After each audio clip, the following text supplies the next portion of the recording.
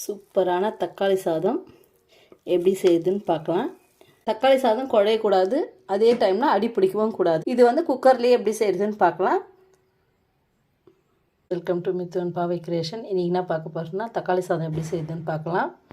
அதுக்கு முன்னாடி அதுக்கு என்னென்ன பொருள் தேவைன்னு பார்த்துடலாம். 2 டம்ளர் ரைஸு ஊற வச்சுட்டுக்கிறேன், 5 தக்காளி, ஒரு 3 வெங்காயம், பச்சை மிளகாய் ஒரு 4, கொத்தமல்லி, புதினா, எலுமிச்சப்பழம் ஒரு பாதி, இஞ்சி பூண்டு பேஸ்ட்டு, பியூர் மிளகாத்தூள், தனியாத்தூள், கரம் மசாலா பொடி, தாளிக்கிறதுக்கு கடுகு, சோம்பு, அவ்வளோதான் தேவையான பொருள். வாங்க எப்படி செய்யுதுன்னு பார்க்கலாம். ஃப்ரெண்ட்ஸ், ரைஸ் வந்து ஒரு 20 நிமிஷம் ஊறினா போதும். நம்ம தாளிக்கும் போது ஊற வச்சோம்னா போதும், ரொம்ப நேரம் ஊற வேணாம். ஊறிச்சுன்னா சாதம் உடஞ்சி போயிடும். வாங்க எப்படி செய்யுதுன்னு பார்க்கலாம். குக்கரை அடுப்பில் வச்சுட்டேன். இப்போ எண்ணெய் விட்டுக்கலாம்.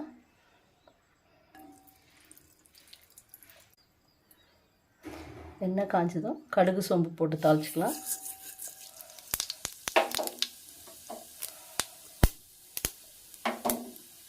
கடுகு பொரிஞ்சிச்சு. இப்போ சோம்பு சேர்த்துக்கலாம்.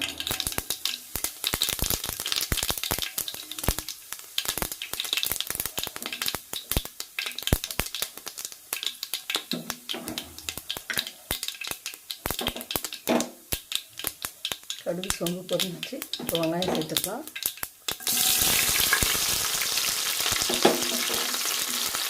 வெங்காயம் 3 வெங்காயம் நீள வாக்கில் நறுக்கிட்டேன். வெங்காயம் வதங்க கொஞ்சம் உப்பு சேர்த்துக்கலாம். வெங்காயம் வதங்கிடுச்சு. இப்போ இஞ்சி பூண்டு பேஸ்ட்டு சேர்த்துக்கலாம்.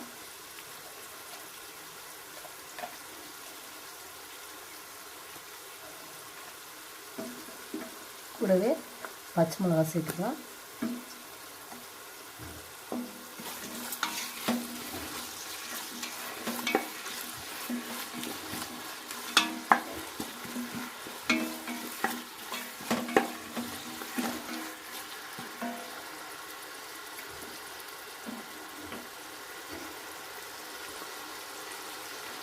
நல்லா இஞ்சி பூண்டோட அந்த பச்சை ஸ்மெல் போகட்டும்.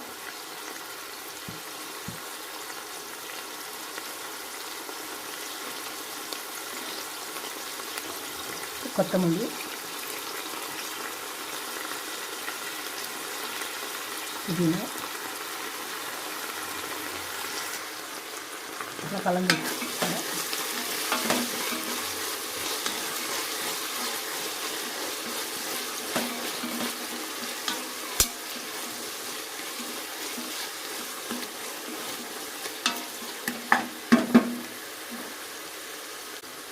இப்போ மசாலா ஐட்டம்லாம் ஒன்றா சேர்த்துடலாம்.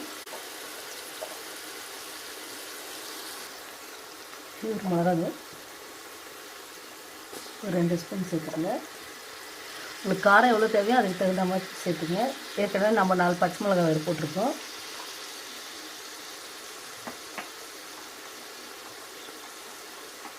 கரம் மசாலா ஒரு ஸ்பூன் போடலாம். நம்ம முழு கரம் மசாலா போடல, அதனால் கரம் மசாலா தூள் தேவைன்னா ஒரு 1.5 ஸ்பூன் கூட நீங்கள் போட்டுக்கலாம். தனியாத்தூள்,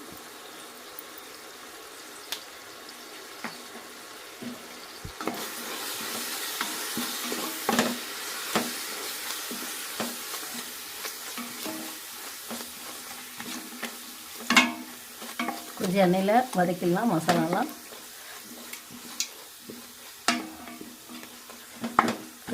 தக்காளி சாதம் பிரியாணி மாதிரி நல்ல ஃப்ளேவராக இருக்கும்.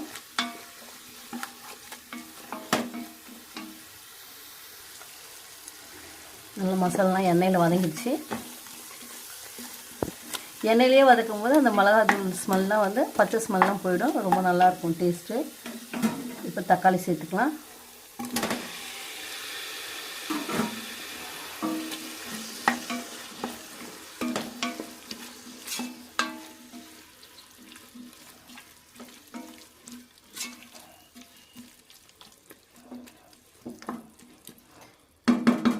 தக்காளி எல்லாம் கொஞ்சம் வதங்கி வரட்டும். ஒரு 5 மினிட்ஸ் ஆகும். அதுக்கப்புறம் பார்க்கலாம்.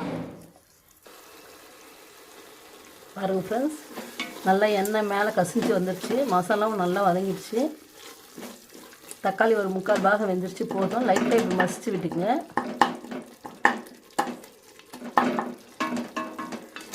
தக்காளி சாதத்துக்கு கொஞ்சம் தெரிஞ்சால் தான் தக்காளி நல்லாயிருக்கும். அதனால் ரொம்ப குழைய வேணாம். இதுவே போதும் இந்த பதம். உப்பு காரம்லாம் செக் பண்ணிங்க.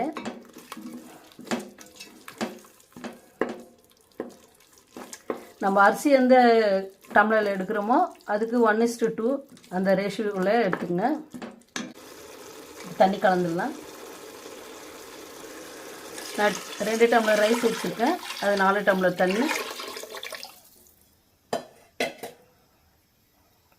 சேர்த்துட்டு கலந்து கொடுத்துங்க.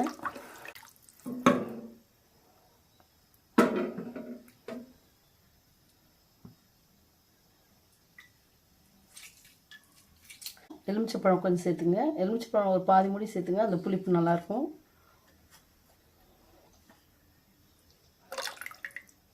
எலுமிச்சைப்பழம் சாறு சேர்த்துட்டேன்.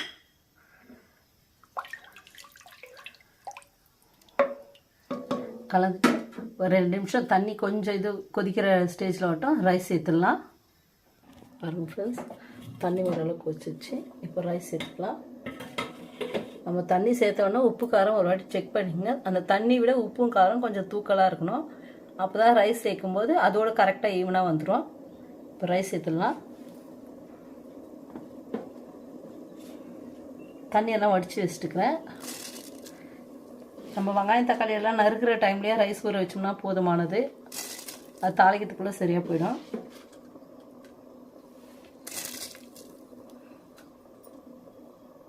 ரைஸ் சேர்த்துட்டோம், கலந்து கொடுத்துக்கலாம்.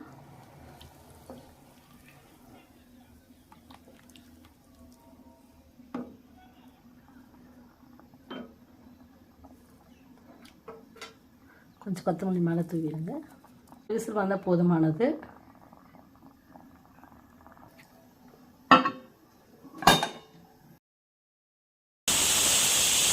பாருங்கள் ஃப்ரெண்ட்ஸ், 2 விசில் வந்துச்சு. ஸ்டவ் ஆஃப் பண்ணிடலாம். ஸ்டீம் போட்டோம், ஒரு 5 மினிட்ஸ் ஆகும். அதுக்கப்புறம் எப்படி வந்திருக்குன்னு பார்க்கலாம். ஓகே ஃப்ரெண்ட்ஸ், ஸ்டீம் போயிடுச்சு. எப்படி வந்திருக்குன்னு பார்க்கலாம். இது பாருங்க, சூப்பரான தக்காளி சாதம் ரெடி. நம்ம நார்மலாக வீட்டில் யூஸ் பண்ணுற பொன்னி ரைஸ் வச்சு தான் செய்திருக்கோம். சூப்பராக இருக்குது பாருங்கள். சாதம் உடையாமல் இப்படி தான் வரணும். சூப்பரான தக்காளி சாதம் ரெடி. ஒரு பிளேட்டில் ட்ரான்ஸ்ஃபர் பண்ணிக்கலாம். நீங்களும் உங்கள் வீட்டில் மறக்காமல் செய்து பாருங்கள். அப்படியே நம்ம சேனல் பிடிச்சிருந்தால் லைக் பண்ணுங்கள், சப்ஸ்கிரைப் பண்ணுங்கள். உங்கள் ஃபேமிலி அண்ட் ஃப்ரெண்ட்ஸ்க்கு மறக்காமல் ஷேர் பண்ணுங்கள் ஃப்ரெண்ட்ஸ். Thank you to all.